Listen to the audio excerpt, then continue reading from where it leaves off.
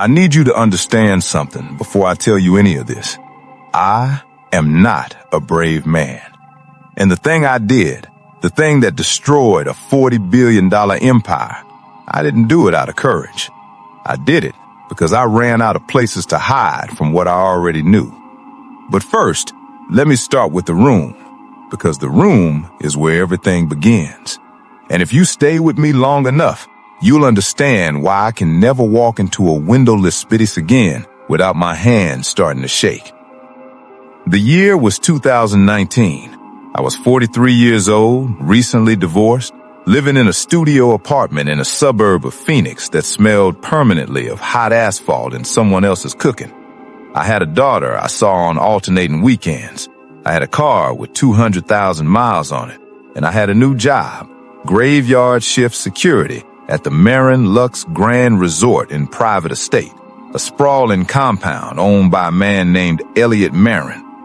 Elliot Marin, founder of MedAxis Pharmaceuticals, one of the most powerful biotech empires in the Western Hemisphere. Forbes put his net worth at $42 billion that year. Time magazine called him the architect of modern medicine. He had a philanthropic foundation. He funded children's hospitals. He had dinner with presidents. And I watched his security cameras from 11 p.m. to 7 a.m. 5 nights a week for $22 an hour. Here's what most people don't understand about being a night security guard at a place like this. It is the loneliest job on earth. You sit in a room the size of a dentist's office, 12 monitors, a console that looks like it was designed in 2004 and never updated, a chair that squeaks every time you shift your weight, and silence, an oppressive, suffocating silence, broken only by the hum of electronics and the occasional coyote screaming in the desert outside. For the first 4 months, nothing happened. I mean, genuinely nothing. I watched empty hallways. I watched the perimeter fence. I watched landscapers' trucks pull in at 5 a.m. I watched tumbleweeds, literal tumbleweeds, roll across the service entrance. I started bringing crossword puzzles, then novels. Then I just started staring at the wall and thinking about all the ways my life had gone quietly wrong. But here's the thing about boredom that extreme. It makes you observant in a way you wouldn't normally be. Your brain, starving for stimulation, starts cataloging tiny details, patterns, anomalies, things that don't quite fit. And one night in March, something didn't fit. It was a Tuesday, I remember, because Tuesdays were the quietest nights, the ones where even the estate manager's office went dark by 9. I was scanning through the feeds, doing my routine check, when I noticed movement on camera 7. Camera 7 covered a hallway in the east wing of the main estate. This was the private residential section, Marin's personal quarters. We had cameras there, but we'd been told explicitly during training to never review that footage unless there was a security alert. The feed was there for emergency purposes only. Mr. Marin valued his privacy. This was made very clear. But the motion sensor had triggered. A small orange dot appeared on my console, and my job, my literal contractual obligation, was to check it. So I looked, and what I saw was nothing alarming, not at first. It was Elliot Marin himself walking down the hallway at 2:47 a.m. He was wearing a bathrobe. He was carrying something, a small black case about the size of a laptop bag. He walked to a door at the end of the hallway, a door I'd never seen anyone use, and he punched a code into a keypad beside it. The door opened. He stepped inside. The door closed. That was it. A billionaire walking through his own house at night, carrying a bag, going through a door. Nothing alarming, except that I'd been staring at these 12 monitors for 4 months. I knew every door, every hallway, every shadow in this compound, and I had never once, not in 120 shifts, seen that door open. I had never seen anyone acknowledge that door existed. There was no camera on the other side of it. Whatever was beyond that threshold was the one space in this 80,000 square foot compound that existed in a blind spot. And something about the way he walked, not casual, not sleepy, but deliberate, purposeful, with a kind of rigid tension in his shoulders, told me this was not a man getting a midnight snack. My training said, log the motion trigger, note the time, move on. So that's what I did. But I didn't move on. Not in my mind. In my mind, I replayed that 12-second clip over and over for the rest of my shift. And by the time the sun came up and the day team arrived, I had convinced myself I was overthinking it. And I wish I had been. Over the next 6 weeks, I watched for it. I didn't obsess, not consciously. I just kept an eye on camera 7. And I started to see the pattern. Every Tuesday and every Friday, between 2:30 and 3 a.m., Elliot Marin walked that hallway. Always the black case, always the keypad, always alone. And he would stay behind that door for exactly 90 minutes. Not 88, not 92, 90 minutes to the second before the door opened again and he walked back. But here's the detail that burrowed under my skin and wouldn't let go. When he walked toward that door, his posture was rigid, controlled, almost ceremonial. But when he came back, every single time, his gait was different. Slower, looser. His shoulders were lower. And twice, on the edge of the camera's range, I saw him raise his hand to his face. And I couldn't tell for certain, but it looked like he was wiping his eyes. What do you do with information like that? Seriously, think about it. You're a $22 an hour security guard.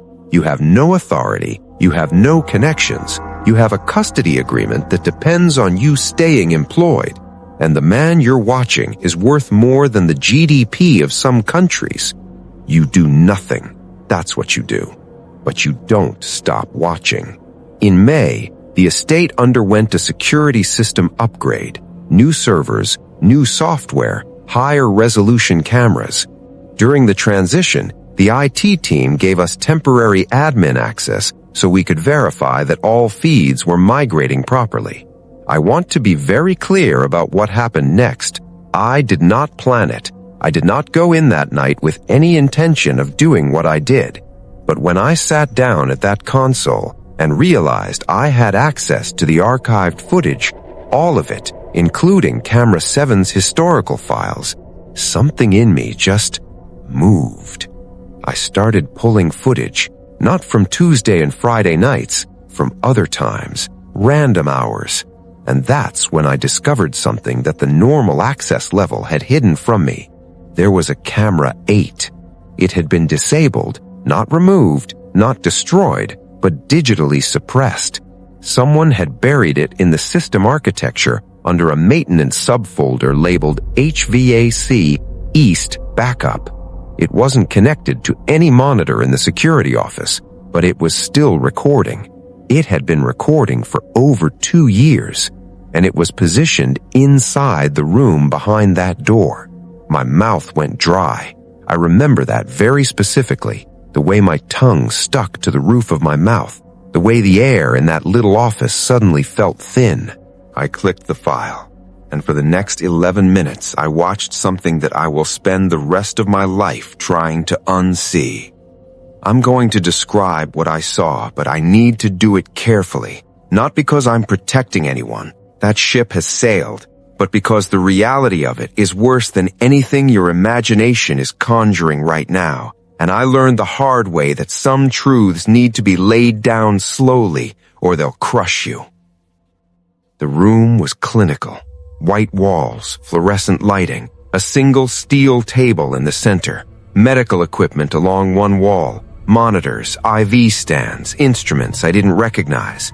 The floor had a drain in the center of it. That detail, the drain, is the one that wakes me up at 3 a.m. In the footage I watched, Marin entered the room and set the black case on the table. He opened it and removed a series of vials, small, clear, numbered. Then he walked to the far side of the room, beyond the camera's main view, but still partially visible, and he opened what appeared to be a reinforced steel door, a second door, like an interior chamber, and someone walked out. A young man, early 20s, maybe younger. He was thin, dangerously thin, wearing what looked like hospital scrubs. His head was shaved. His eyes were unfocused, glassy, like he was drugged or exhausted beyond the point of ordinary fatigue. He sat on the table without being told, as if he'd done it 100 times, and he held out his arm. Marin drew blood, multiple vials. He labeled them with the same cold efficiency of a lab technician running routine samples. Then he administered an injection, something from a separate case I hadn't noticed, and the young man winced but didn't speak, didn't resist, didn't look up. And then Marin led him back to the interior chamber, and the steel door closed. Before we go further, you, listening right now, help me prove something if you believe stories like this deserve to be heard. Please subscribe to James Brines, and let's keep breathing life into stories that were never meant to stay silent. Now let's continue.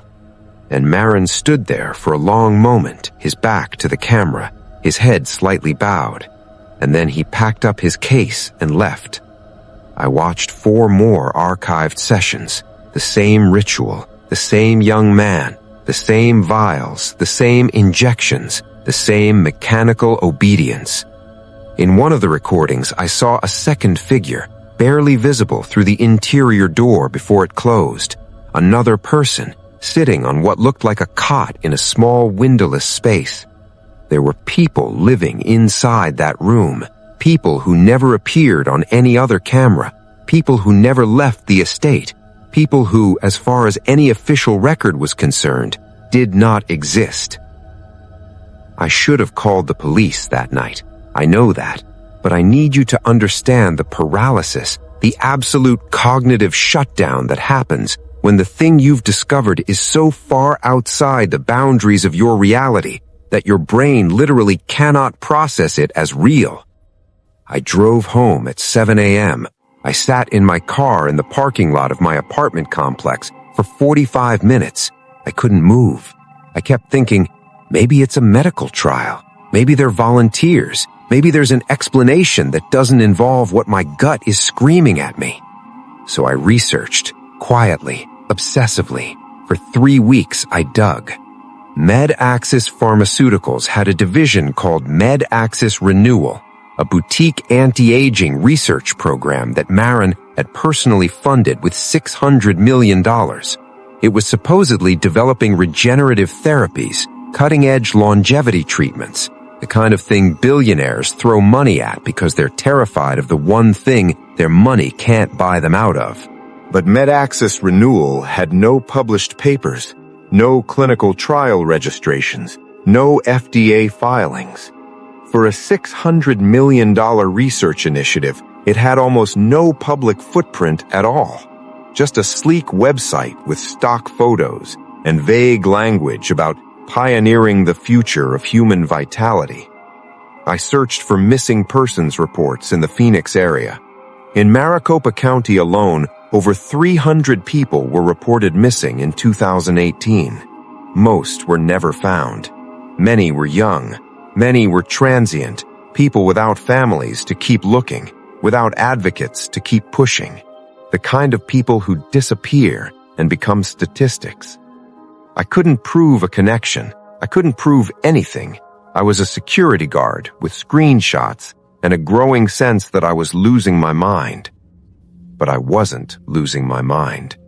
And what happened next proved it. It was a Thursday, not a Tuesday, not a Friday, not part of the pattern, when I arrived for my shift and found that camera 8 no longer existed.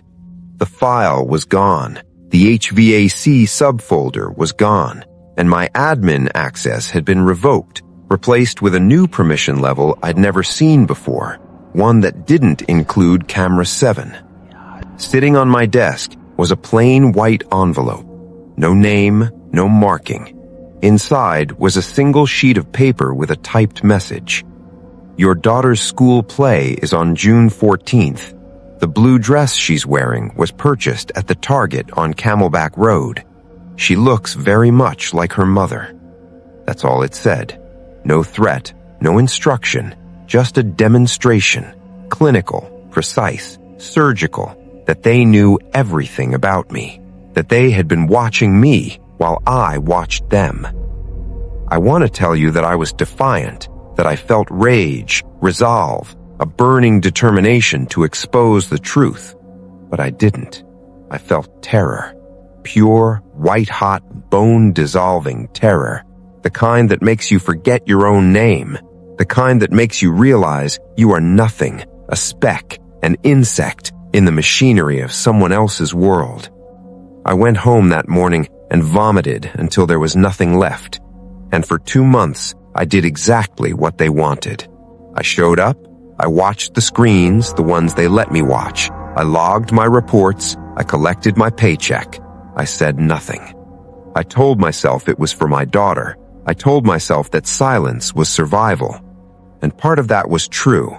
But another part of me, a part I'm only now honest enough to acknowledge, was simply a coward who had been given permission to look away. August 12th. It was a weekend with my daughter. She was 9 years old, and she had this habit of asking enormous questions at the worst possible times, in the grocery store, at the gas station, right before bed. That night, while I was tucking her in, she looked at me with those unbearably clear eyes and said, "Dad, do you like your job?" And I said, "It's fine, sweetheart." And she said, "You seem sad." And then she said something that I will carry with me until the day I die. She said, "Mom says you're a good man. She says you just forgot." I sat on the edge of her bed for a long time after she fell asleep, and I thought about the young man in the room, the glassy eyes, the arm held out like an offering, the drain in the floor.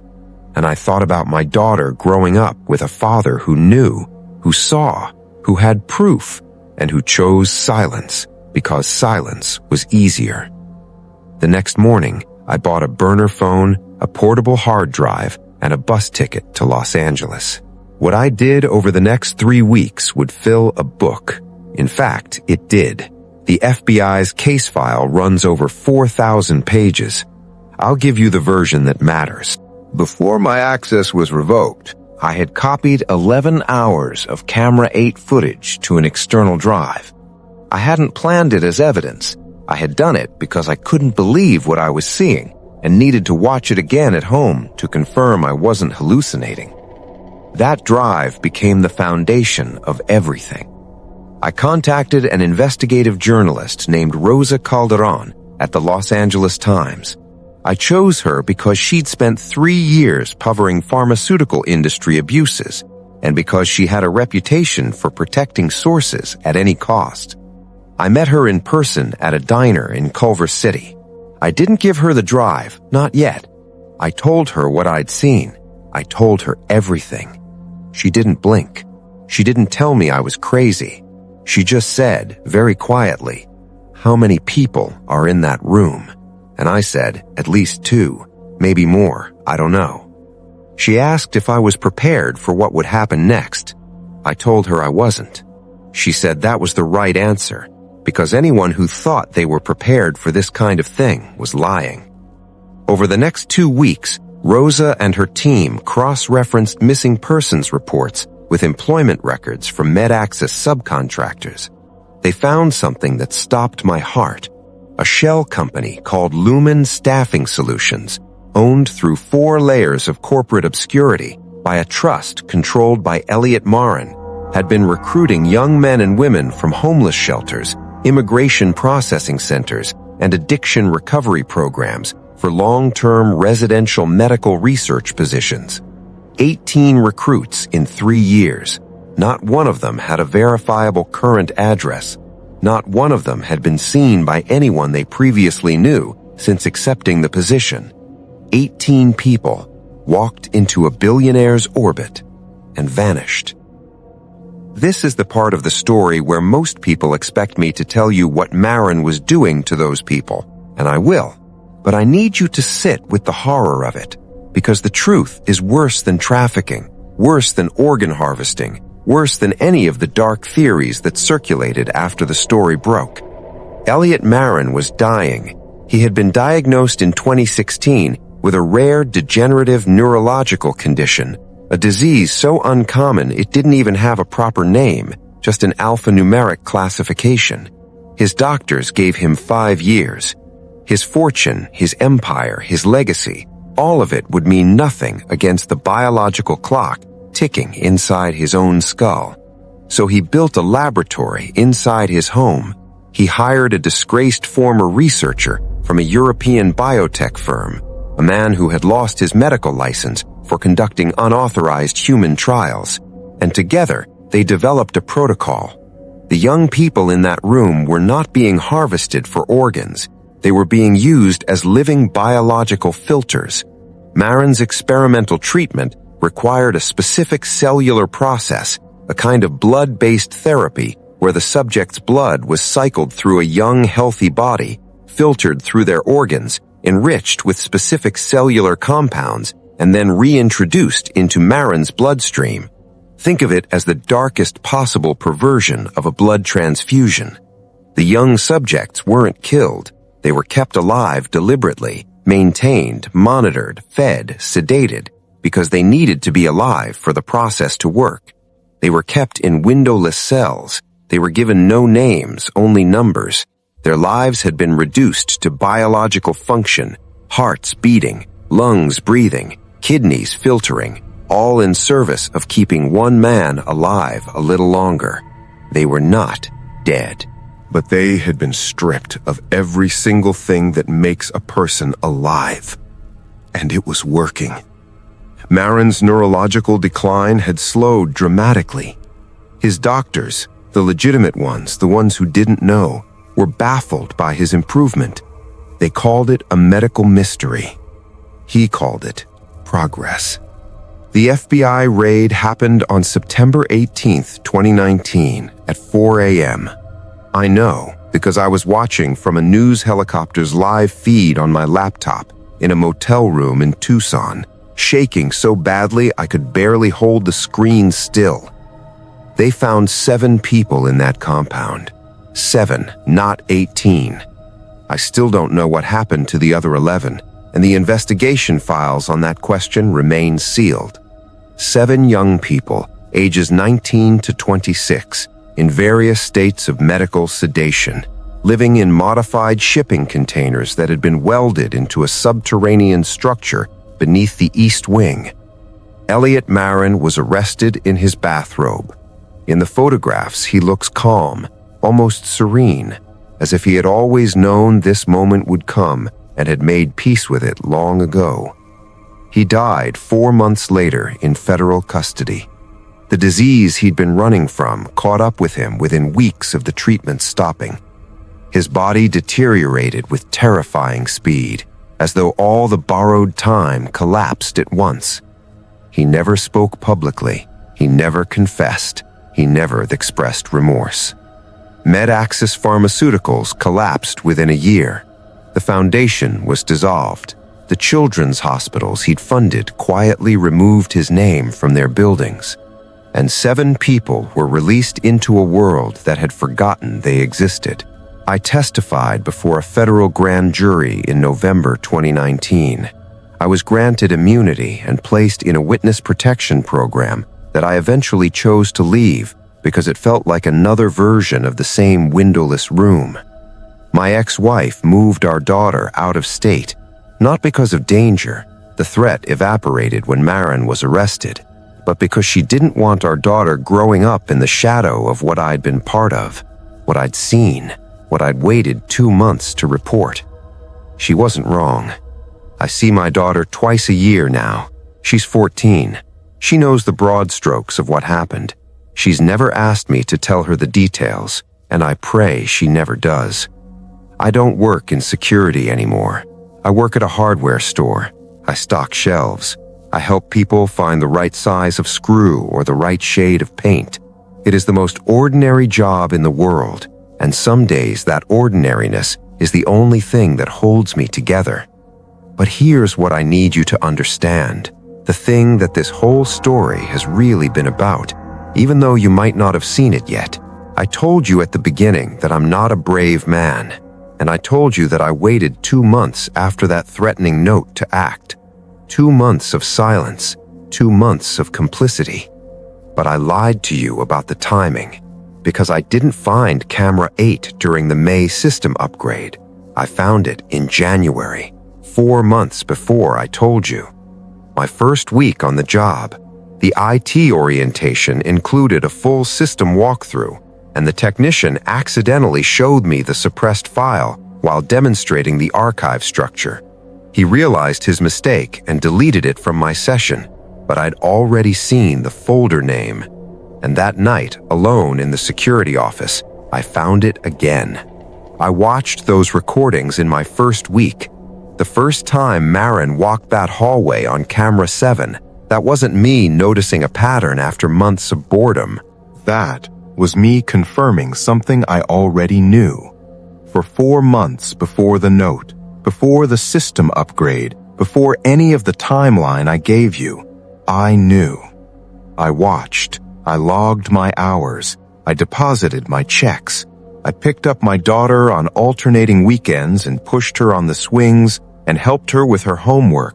And I knew that somewhere beneath a billionaire's house, people were being kept in containers. The note in the envelope didn't make me a coward. I was already a coward. The note just gave me a reason to stay one.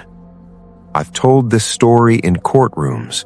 I've told it to journalists, investigators, therapists, and in every version I've adjusted the timeline to make myself a little more sympathetic, a little less culpable, a little more like the reluctant hero who just needed the right push.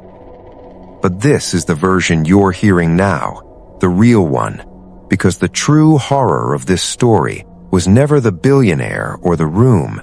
It was how easy it was for an ordinary man, a man who loved his daughter, who considered himself decent, to know that people were suffering and to choose every single night to do absolutely nothing. That's the secret I filmed, and it wasn't his, it was mine. I drive past that compound sometimes fearfully. It's abandoned now. The windows are boarded, the desert is slowly reclaiming it, dust and scrub and silence, as if the land itself is trying to swallow what happened there. And every time I pass it, I think about the young man on the table, the arm held out without being asked, the eyes that looked at nothing. I think about how long he waited for someone to come. Some people carry guilt like a wound. I carry mine like a room, windowless, fluorescent, with a drain in the center of the floor. I step inside it every night when I close my eyes, and I sit there in the silence, and I wait, because I think that's what I owe them. I think waiting forever with no one coming is exactly what I deserve.